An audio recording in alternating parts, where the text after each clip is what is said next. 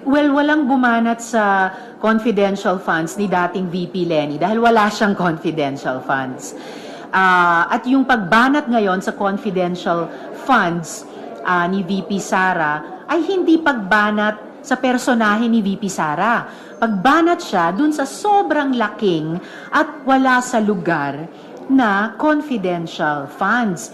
At yun ay tamang pagbanat lamang dahil yun din ang tanong ng mamamayan. Ang confi funds naman ay galing sa buwis ng mamamayan, hawak in trust ng gobyerno at dapat lamang naman talaga naming i-appropriate sa mga ahensya na may mandato talaga at may expertise talaga sa national defense at o sa public safety. At by the way, hindi lang kami sa minorya ang bumabanat doon. May mga kasamahan din sa majority. And in fact, umapaw na mula sa Senado ang House of Representatives mismo. Ang mismong kanilang Finance or rather Appropriations Committee Chair na miyembro ng mayorya doon. Ang mga partido doon sa House ay nagsabing nagkasundo na daw sila na ang mga confi funds ng mga civilian agencies at kalaunan tinukoy nila ang OVP at DepEd ay ililipat sa mga tamang ahensya tulad ng Coast Guard, BIFAR, National Task Force on the West Philippine Sea at iba pa. At yun din yung nakikita kong trend dito sa Senado. Mula sa amin sa minorya ay umapaw din sa mayorya. Nagbuo pa nga ng Select Oversight Committee on Confidential and Intelligence Funds. Mismong si SP ang nag-chair. At active din kami sa minorya. So, lumampas na talaga sa usapin ng politika ito. At kung nasa isip na rin natin yung mga darating na eleksyon, well, at least no, itong debate tungkol sa at bardagulan tungkol sa confidential funds ay naging pagkakataon ng public education tungkol sa entitlement ng mamamayan dahil galing sa atin yung buwis na yan, yung perang yan at dapat lamang maging accountable kaming mga nagtatrabaho sa gobyerno para dyan. Magandang pag-aralan namin yung mungkahi ni Justice Ascuna dahil sa ngayon, yung natatanging checklist ng pwede at di pwedeng pagkagastusan ay lamang nasa isang circular sa pagitan ng mga government departments. And meron lang parang practice na yung mga nakakatanggap ng Confi at Intel funds ay kailangan pa ring magsumite ng report in a sealed envelope sa ilan lamang government officials, ang presidente, ang Senate President, ang House Speaker at ang COA Chair na maari o maaring hindi nilang buksan. At so ibig sabihin hindi subject sa kasing higpit na accounting ng COA tulad sa lahat ng iba pang funds appropriated sa GAA. So magandang bunga pati nitong naging mainit at mabuting mainit na usapan tungkol sa confidential funds. Pag-aralan namin yung Ascuna proposal. Well, bukas ako sa pag-aaral ng mga issue ng confidential funds saan mang antas o sangay ng gobyerno, no? Of course, ang mga LGUs ay merong ding mandato sa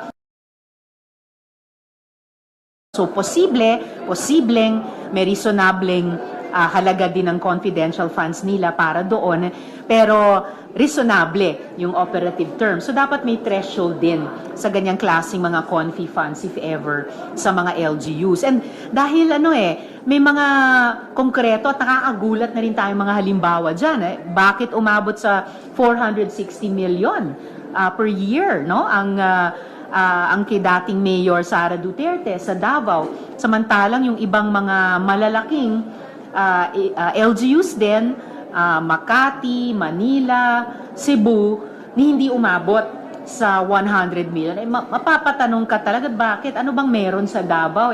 Inaagaw din ba yan ng China? Tulad ng sa West Philippine Sea? So, talagang ripe for study at saka appropriate legislation if ever. Yung kabuoang Confi and Intel funds at yung Confi funds sa mga civilian government units mula national hanggang local. VP Robredo naman na nakaupo, hindi bumabanat, and then nire-relate din niya sa susunod na eleksyon? Well, walang bumanat sa confidential funds ni dating VP Lenny dahil wala siyang confidential funds. At yung pagbanat ngayon sa confidential funds ni VP Sara ay hindi pagbanat sa personahe ni VP Sara. Pagbanat siya dun sa sobrang laki at wala sa lugar na confidential funds. At yun ay tamang pagbanat lamang dahil yun din ang tanong ng mamamayan. Ang confi funds naman ay galing sa buwis ng mamamayan, hawak in trust ng gobyerno, at dapat lamang naman talaga namin i-appropriate sa mga ahensya na may mandato talaga at may expertise talaga sa national defense at po sa public safety. At by the way, hindi lang kami sa minorya ang bumabanat doon. May mga kasamahan din sa majority. And in fact, umapaw na mula sa Senado ang House of Representatives mismo. Ang mismong kanilang Finance or rather Appropriations Committee Chair, na miyembro ng mayorya doon.